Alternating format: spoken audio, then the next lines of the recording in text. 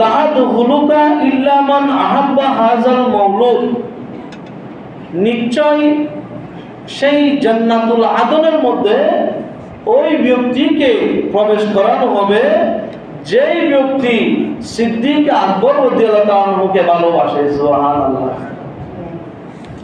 জান্নাতুল আদন নামক সেই জান্নাতে ওই সমস্ত বান্দারা প্রবেশ করতে পারবে যাদের অন্তরের মধ্যে সিদ্দিক আকবরের মহব্বত রয়েছে।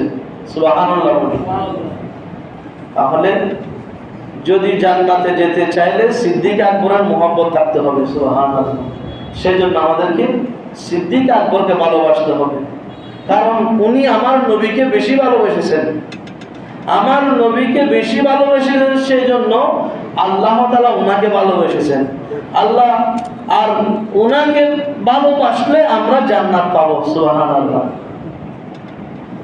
যদি আমরা সিদ্দিক আকবরকে ভালোবাসি, আমাদের জন্য জান্নাতুল আদনের মধ্যে স্থান পাবো আমরা। সুবহানাল্লাহ।